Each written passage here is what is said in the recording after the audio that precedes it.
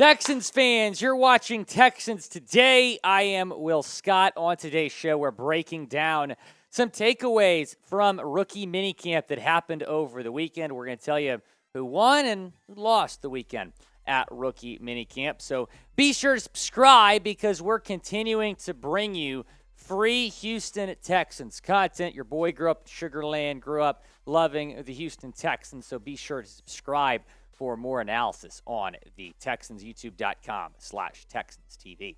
Let's talk about some minicamp winners, beginning with C.J. Stroud. He certainly made an impression the first time we saw him in a Texans uniform over the weekend. The number 2 overall pick. The Texans made 100% the right decision, taking a quarterback at number 2. Here's what his new teammate, Juice Scruggs, said against C.J. Stroud. You can see why Stroud was the second pick. His knowledge is crazy. Just getting to meet him, I've seen how vocal he is and how passionate he is about this game. I'm excited to work with him. So Scruggs was at Penn State. Stroud was at Ohio State. Now they are on the same team, and I'm sure we're all very happy about that. I'm excited about both of those picks. Taking a look at what Stroud did last year at Ohio State, like Juice Scruggs said, there's a reason he was the number 2 overall pick, over 3,600 yards, 41 touchdowns, 6 interceptions, 66.3% completion percentage. All reports from camp were that he was very accurate, very poised, very confident, and he is clearly the leader on this young football team. If you're excited for C.J. Stroud, type 7 down in the comments section. We did learn that he is going to be number 7, much like he was at Ohio State. Shout out Fairbairn giving up that number 7 number. Excited for C.J. Stroud? If so, type 7 down in comment section. Will Anderson Jr. was the number 3 overall pick in the draft, and he also stood out at rookie minicamp, was probably the most talented player in this entire draft. The Texans, in addition to getting one of the best quarterbacks in this class, get the best defender in this class in Will Anderson, who, much like his head coach DeMeco Ryans, played at Alabama. DeMeco had some nice things to say about Will Anderson, his performance over the weekend. Here's what Anderson had to say about his transition to the National Football League. With the NFL, everything, it's more detailed. Like, it's a lot more sacrifices to make to understand and grasp everything the coaches are telling you to do, the playbook, everything like that. And Will Anderson, there's no doubt he's going to make that transition from Alabama to the NFL look easy. Xavier Hutchinson, I think, won the weekend. When you're talking about the biggest winner, I think it was him, just based on everything I've read. He really made a positive first impression at rookie minicamp. Nick Serio had this to say about the 6th round pick. Good size, good toughness, really good with the ball in his hands, great practice player. I would say this is a classic example of a guy whose workout didn't go great, but he's a good football player, so he falls into that bucket. It's a player the offensive staff thought highly of. He's talking about the combine, and that's maybe why Hutchinson fell. He had a phenomenal year at Iowa State, was an All-American, over 1,100 receiving yards, 107 receptions, 6 touchdowns for the Cyclones product. He was an absolute steal. He had no business falling to the 6th round. Most people gave this guy a 3rd or 4th round grade, but he fell, like Casario said, because he did not necessarily shine at the combine. But I'm looking more at game tape when I'm talking about Xavier Hutchinson, and I'm really excited to see what he's going to do in this Texans offense.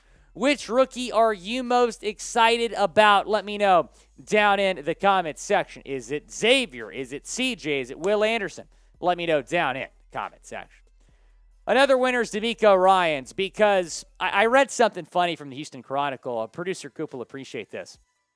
It said, what a vast difference from this year's rookie minicamp to 2 years ago. Because 2 years ago, you had a guy by the name of David Culley that was the head coach of this football team that looked like a deer in the headlights trying to conduct rookie minicamp, was way over his head. Now, 2 years later, you bring in this absolute stud in DeMeco Ryans that knows what he's doing, that's ready to be a head coach in the National Football League, returning to the Houston Texans, where he was a star player in the 2000s. Juice Scruggs said this about his head coach: "I'm just excited to get to work with him because you can just tell he brings energy to any room he's in. And when you got a head coach that brings the energy, it's easy to bring the energy. I'm just excited to play for him." DeMeco Ryans was a godsend. I think a lot of us were actually praying, literally praying for DeMeco Ryans to be the hire. He was our top guy last year as well as this year. Get another opportunity to hire him this year.